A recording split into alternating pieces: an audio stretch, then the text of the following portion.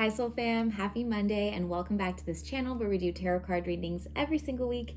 If we haven't met, my name is Frances and I am a tarot card reader, a tarot card deck creator, a Reiki master healer. I love connecting in this community as well as in one-on-one sessions. So if you ever want to work with me directly, I do distance sessions for people all over the globe, and I would be so honored to hold that space for you. But for today, let's go ahead and dive in for our tarot card reading for this week.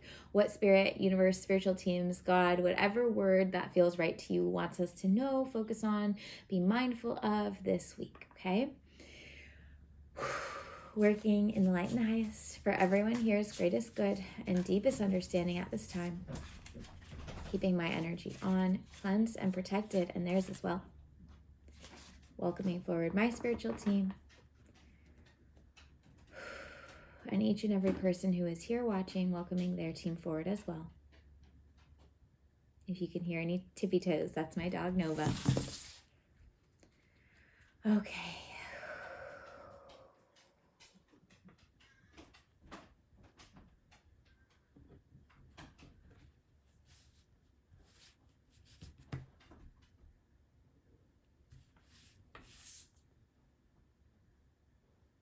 For this week. Okay. Beautiful. So we have 2 cards, 3 cards, and 1 card. This last card over here. Alrighty. I'm just going to make these attached. I don't know why, energetically. I like it to be like a rainbow. Okay, let's begin. So first things first, we have these 2 cards here. First card, lovely, Queen of Cups. The Queen of Cups is about emotions. It is about flow. It is about emotional intelligence. I'm going to flip this second card in just a moment here, but what seems to be coming up with this Queen of Cups card is this asking to maybe, like, this sounds so strange, but like, oh my gosh, my dog is trying to go outside. Hang on 1 second, but hang on, I gotta finish these cards. Nova, you're gonna have to wait 1 minute. The Queen of Cups is asking us to maybe, the way they're saying this is kind of like, look in the mirror. So maybe the way in which we're criticizing other people, like they're just not getting it, they're just not understanding it, maybe ensuring that, oh, this is like a hard pill to swallow, that we are in our highest emotional intelligence. We are not projecting. If we're feeling very reactive, that is maybe an invitation to turn inward and heal some unresolved feelings or trauma here. This card, Queen of Cups, oftentimes it's about following joy and letting things come into flow and ease, but this week it's actually feeling a little bit more introspective in identifying and kind of like sorting through your own feelings. How you know if you're going to be someone who really should focus on this, we all should, but if you're someone who is like, I don't know, if you're feeling particularly triggered, irritable, or you're finding yourself with these really big responses or reactions, this is especially for you. So again, it might not feel the most comfortable. It might kind of be hitting your ego a bit, like, wait, I like, it's me, hi, I'm the problem, it's me, what? Like, if you are anyone who knows that song by Taylor Swift, like, it's kind of that energy where you're like, ooh, like, I kind of gotta look in the mirror a little bit, because the way I'm like in the energy around me might actually be a reflection of unhealed emotions or unnoticed desires. Like maybe you are seeking something to be seen, to feel valued, whatever it may be, and you're not getting that from the world around you, but maybe this is the week to give it to yourself. Okay, 1 moment, let me go let the dog out. Be right back. Okay, the door is open. Okay, so as mentioned here, Queen of Cups, this idea of maybe like facing some deeper or harder feelings this week that may have gone unnoticed, unresolved, kind of the things that are asking for your attention, your healing. making sure that you are being very honest with yourself this week, even if it feels like a hard pill to swallow. With Queen of Cups, you also have Page of Pentacles. Okay, so Page of Pentacles, this is about following your ideas. This is about taking note of what's going on in your mind. And I say this in the most respectful way, but pages are oftentimes a little bit immature. They're kind of like the 18-year-olds in the deck. They're youthful, and it does feel like these cards are coming together with a little bit of tough love from team and just being like, are you showing compassion, right? So maybe let's give an example. Let's say someone does something and you're like, what the heck? How could you do that? This, you did this to me, you did this to me, this, and you're just like really frustrated, angry, sad, whatever it may be. That would be sort of an emotionally unintelligent response, right? We're being asked to give compassion, understanding for the other side. So maybe it's, wow, I never actually asked that person for what I wanted. I wasn't actually clear in my communication of my feelings. They're really busy right now. They're not ignoring me. They're just like literally have their hands full, and like I know that they'll text me back or call me back or we'll get lunch next week. So it just feels with these two cards like we're not immature, but we are maybe getting caught up in like more of a excuse driven or childlike reactivity, and we're actually being called to really like be responsible and communicative and compassionate and in flow with our feelings. That might be moving through the heavier ones.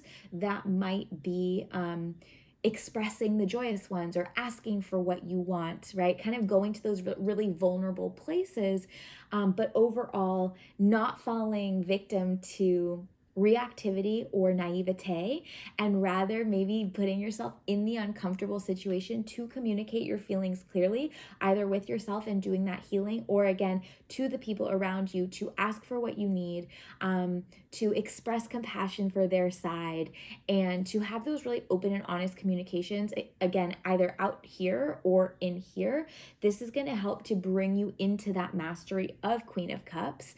Instead of getting pulled into that page energy, you're going to come more into the intelligence piece of it, and therefore be able to see a lot more clearly what's going on out here in your life from a peaceful heart space, instead of a really, they're saying rambunctious, which is another like often child related word, like this really rambunctious energy in the heart of like this. It's like, let's deal with what needs to be dealt with. Let's communicate what we want to communicate. And then, hey, look, we can actually go ahead and continue to rule our kingdom or our queendom how we want to, which is a little bit of an echoed energy from last week with that King of Wands energy. But this week, we're being asked to check in again with how our emotions might be getting in the way of us seeing clearly, honoring our desires, and manifesting what it is we want to create in this world in flow and in grace and in ease with universe. Okay, so that is part one. Part two, we have 3 cards here. Ooh, another queen. Hello. Queen of Wands, Knight of Cups. Oh, and the 10 of Swords. Okay. So we just talked about the King of Wands from last week, right? Then we have this Queen of Wands in the emotional space. We have the Queen of Wands here in like the mystic, magical space. This card is asking you to get acquainted with your intuition. The Queen of Wands really is, as mentioned, that mystic, magical queen. She is one who knows she does not need to rush, because there is time for everything, because her intuition is going to guide her in the exact right pace. Sometimes it might be really fast, sometimes it might be a little bit slower, and this is where we want to be following those joyous emotions. Knight of Cups comes in and says, hey, do what feels good. How do I know what my intuition is telling me? How can I listen to my intuition? How can I come into that relationship with my intuition? Well, I'm going to do what feels good, even if it doesn't make sense in my brain, even if it doesn't make logical sense to anyone around me, even if it might not be the most responsible thing. Now, I'm not talking about the feelings piece. I'm talking about responsible in terms of society. and I have to preface, this is not financial, career, anything advice, but this is what's coming through. How you're going to get in tune with that intuitive space is by following your joy, following what lights you up, following what feels good. There are no ifs, ands, or buts around that. People are always like, how do I know if I'm in alignment? How do I know what my intuition is telling me? It's the one that feels good. Now, that doesn't mean that there's no fear or discomfort with that. Usually, intuition pushes us slightly outside of our comfort zone, but it's the thing that we really, really want that we're afraid to go after, because what if we don't get it? What if we fail? What if it was the choice that made my entire life change?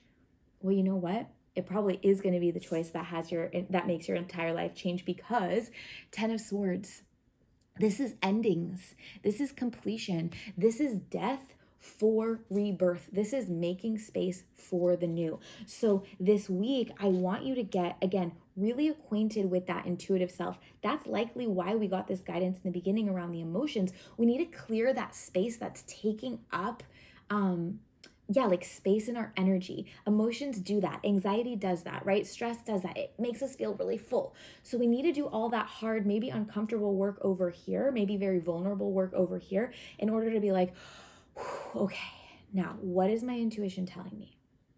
Okay.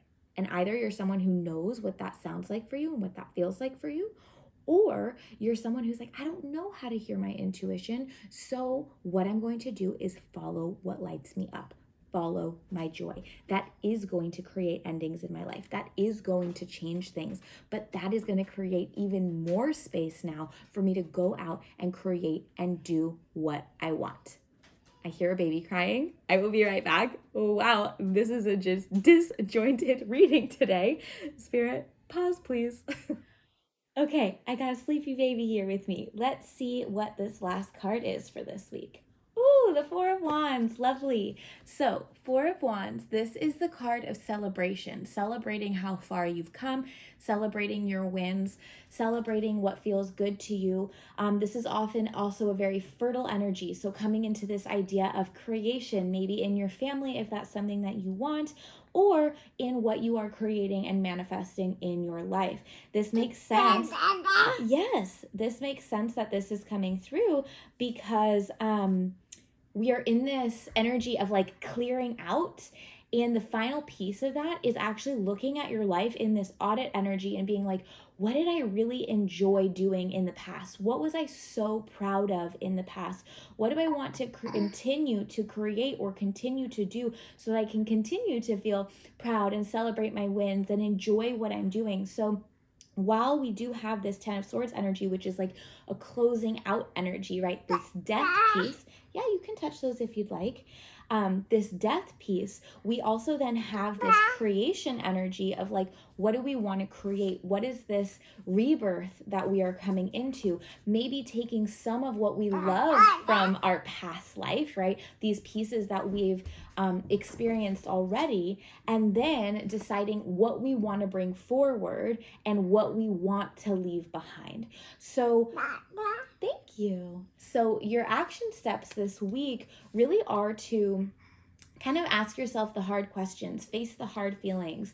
What needs to end? What feelings have I maybe neglected a little bit? What have I not asked for that I really want? What intuitive calls have I been ignoring? What joys do I really want to go after that I haven't been? What ideas have...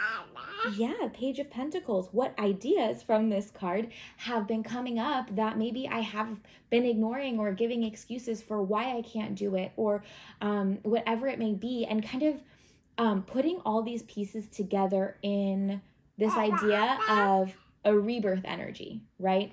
That really feels kind of like that conclusive piece here of, what do I want to be born? Right? What from my past do I enjoy that I can bring forward, and what am I ready to leave behind? But the ultimate life in this up-leveling of self is, I live in alignment with my truest joys. Thank you. Oh, be careful. My truest joys, my truest desires, and my most intuitive self. When we live in joy, we are living in alignment with highest self. When we live in joy, we are living in alignment with spirit.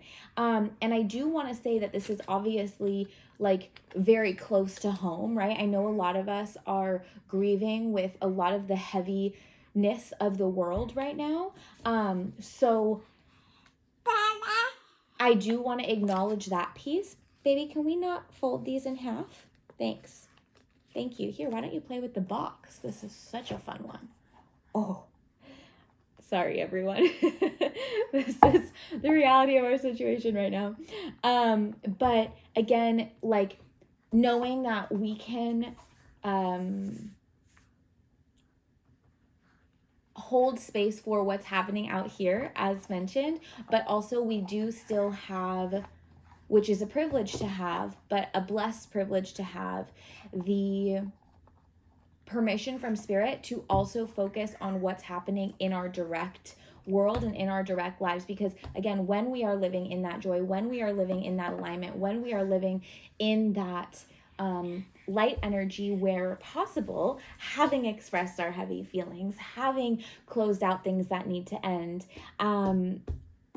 we are doing God's work in our little circle, and that does have a ripple effect. When we are in our joy, we are in our power, and when we are in our power, that's when we can change the world in our own little ways and also on a bigger scale as well.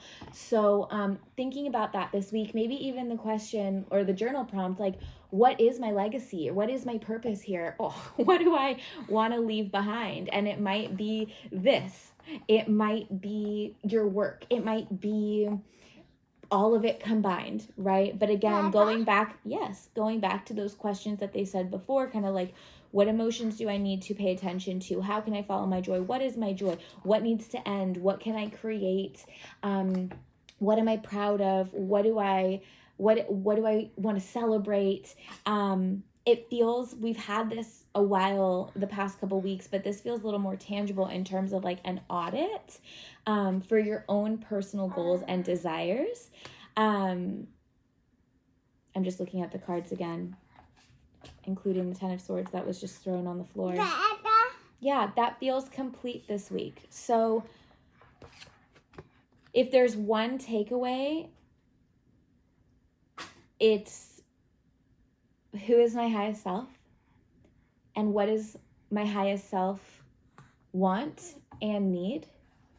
And how can I honor that and start creating a life that is in alignment with that? Okay, everyone. Thank you. Thank you for your patience with me. I hope that she wasn't too distracting, and I hope you we're able to receive your message this week.